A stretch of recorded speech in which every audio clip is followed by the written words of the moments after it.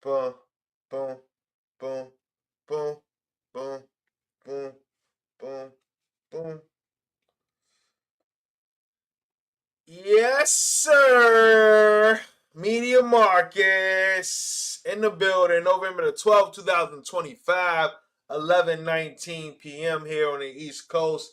I'm your guy, Media Marcus. As you know, giving you the all daily stream, the latest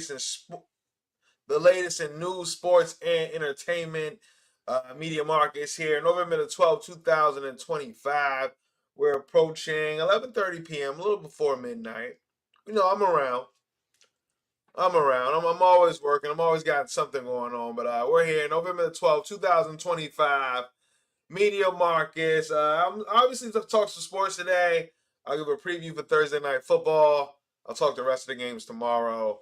But so I'll do that. I'll talk some NBA, what happened tonight, the challenge recap. So that's all happening today.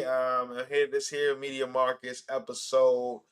Yeah, it feels good. In the building. In the building. Once again, running out of things to wear. I had to pull out this jacket today. I'm like, no, they haven't seen this jacket in the stream. Let's wear this today. So, yeah, that's what's going on. Let's figure it out. Let's get into it. Let's start off with the NBA. What happened around the NBA today? Well, my Orlando Magic, we got the W. Orlando Magic did against the New York Knicks at Madison Square Garden. The Magic defeat the Knicks. Magic defeat the Knicks 124 to 107. Franz Wagner had 28 points on 10 of 22 from the field. Desmond Bain added 22 points, 3 of 6 from 3. Jalen Brunson had 31, but it wasn't enough in the loss for the Knicks at Madison Square Garden. So that happened. Paolo Banchero went out with an injury. So I don't know what it was. So we'll see what happens there. Golden State Warriors got it together on the second night of a back-to-back. They defeat the Spurs 125 to 120. Steph Curry 46 points, 5 3-pointers made, 13 of 25 from the field. Jimmy Butler added 28 points, 6 rebounds, and 8 assists as well. 3 steals for Jimmy Butler. So, after a lethargic night last night on the first night of a back-to-back, Steph Curry's first game back, last night, only 46 points scored by the starting five of the Golden State Warriors. Tonight, they get the W. 46 points they scored last night. Starting five did for the Warriors. 46 points tonight by Steph Curry alone for the Warriors. That's how you do it. Bounce back on a back-to-back second night. So they defeat the Spurs 125 to 120. What else happened around the league? Charlotte defeated Milwaukee. No Giannis tonight, 111 to 100. Boston beat the hell out of Memphis, 131 to 95. We got the Houston Rockets win again, 112 to 135. I just peeped they were favored by 17. Good Lord. But yeah, they covered that. But yeah, so that's what happened around the league. Phoenix defeated Dallas 123 to 114. Dallas takes another L. I think they're 3-9 on the season now, Dallas is. Cleveland defeated Miami 130 to 116. Miami had the lead at halftime, but that's how it goes in the NBA. No lead is safe. Detroit, I think they won 7 or 8 games in a row now. 124 to 113 win over the Chicago Bulls tonight. Let me look at some stats there. Oh, they won without their starter. Durant didn't play, and Cade didn't play. Wow. All right, happening right now. Oklahoma City beating the hell out the Lakers, 84 to 51 on the second game of a back-to-back. Clippers up 52 to 43 on the Denver Nuggets. It is reaching halftime there. 7 minutes left in the second quarter. James Harden, 12 points, 2 rebounds, 2 assists. Kawhi Leonard looks like he's not playing tonight. All right, let's keep it moving. Let's talk Thursday night football. I don't really have too much for this game on Thursday night football. I mean, I obviously have some props, but I did want to give a preview to put out for sure. Yeah, Thursday night football, you got the Jets playing the New England Patriots. Patriots favored by 13 at home. I haven't really been in my bag this season as far as my new stats. Mike Vrabel stats, I've really dropped the ball on. I feel like I need to know them by now, but it's kind of how the game goes. I gotta get some time on my hands. So, but what I will say is, this is a team, the New England Patriots. This is a team that continues to just keep on winning and keep on covering. You can't continue to do that forever. I definitely lean with the Jets here. I think the Jets plus the 13 points has some value. And then when I think about 13, just overall, the number when someone's favored by 13, they usually don't cover. If you just think about historically, you look at someone didn't cover by 13 last week. Who was it? 13, 14, at 13 and a half, 14. It usually just doesn't cover. So I'm willing. Let me see. I think someone was laying 13 last week. Wasn't in the NFL.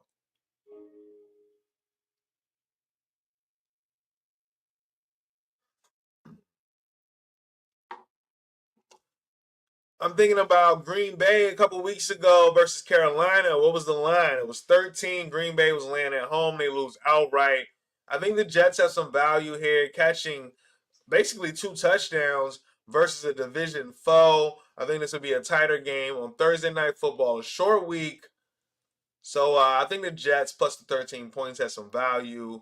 So I will give that out as a best bet for sake of Thursday Night Football. Will I play it? Probably.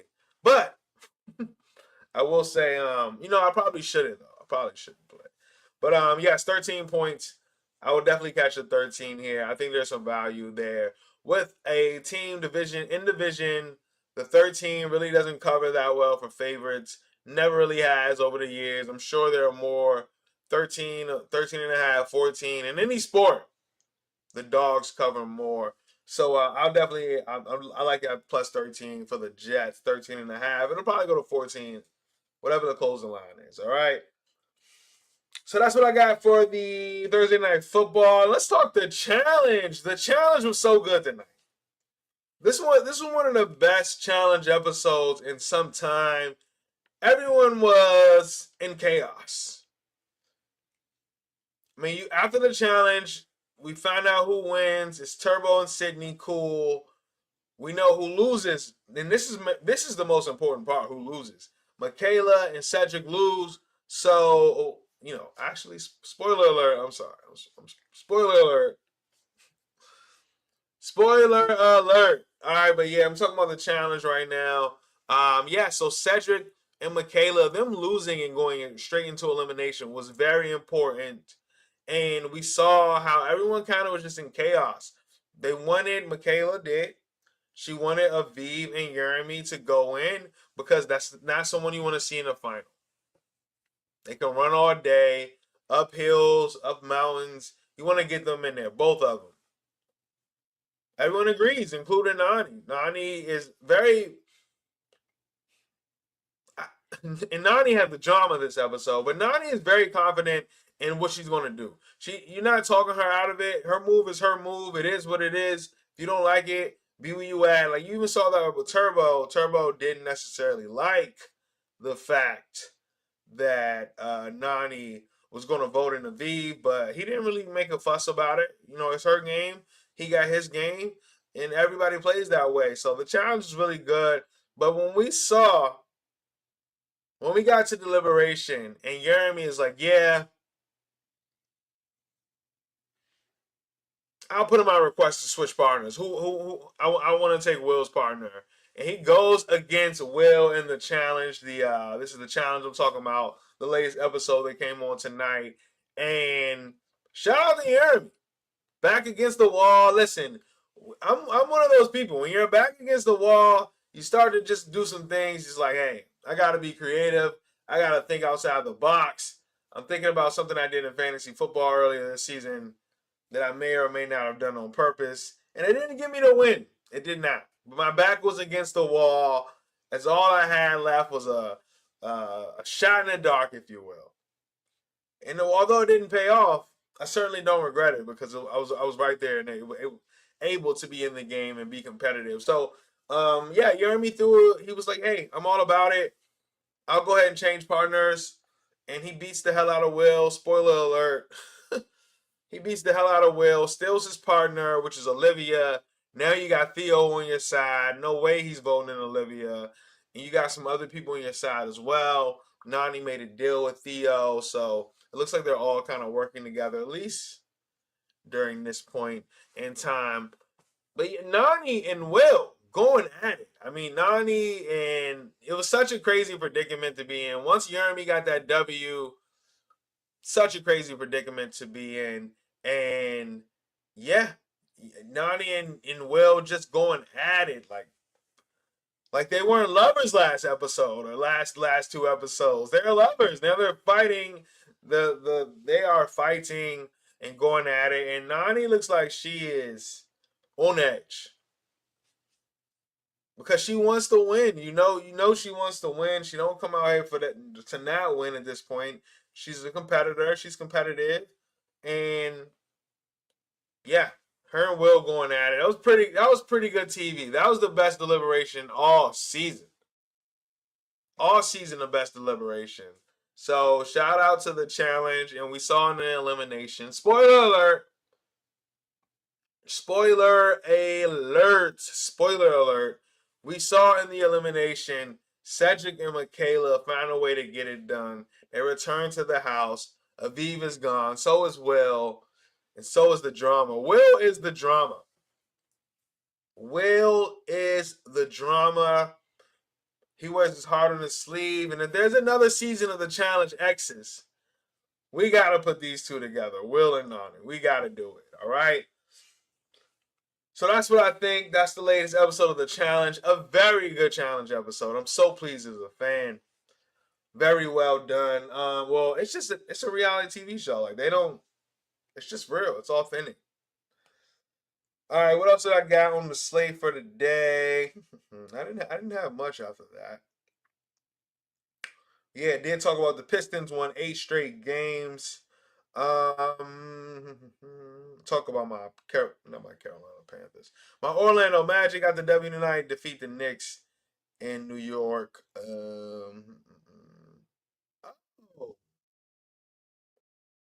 Let me talk this Being Eddie documentary. This Eddie Murphy documentary.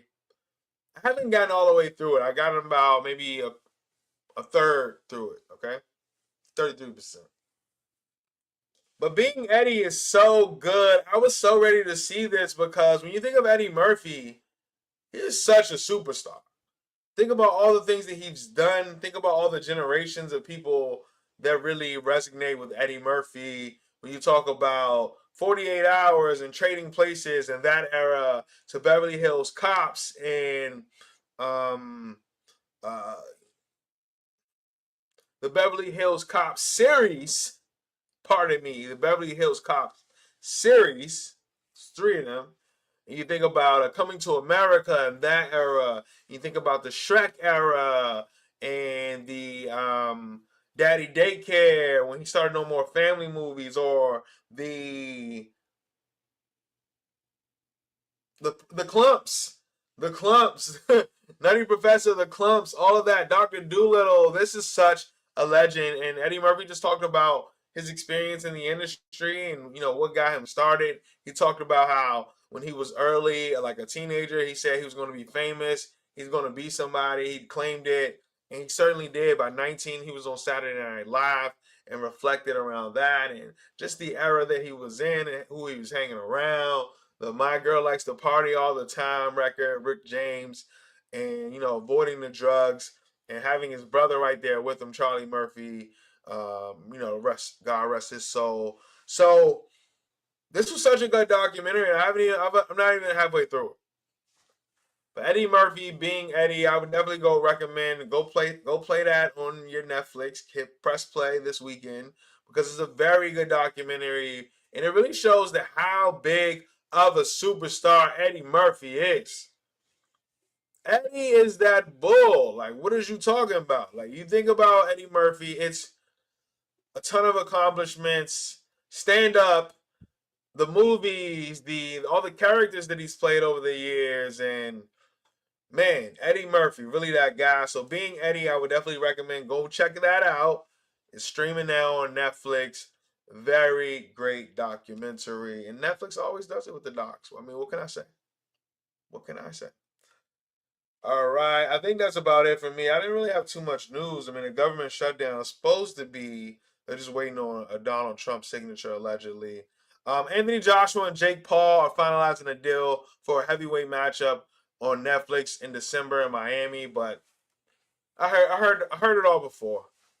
It was supposed to be with Tank Davis, and that didn't work out. And I meant to talk about that on the stream, so I guess I'll talk about it a little now. But I think Tank Davis and Jake Paul fell through. It's just like, yo, what? That's the one. That was the one.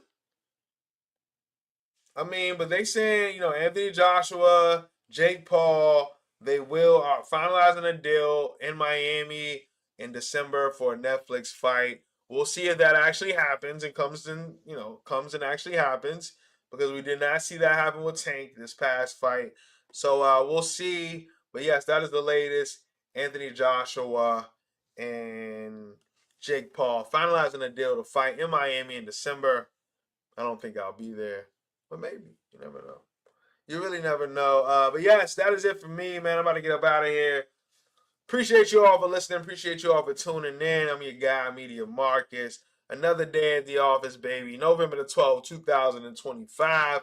It's 11:35 p.m. We're approaching midnight. I always appreciate you all for listening and tuning in. I'm going to cut up these clips, and I'll see you tomorrow. Cheers.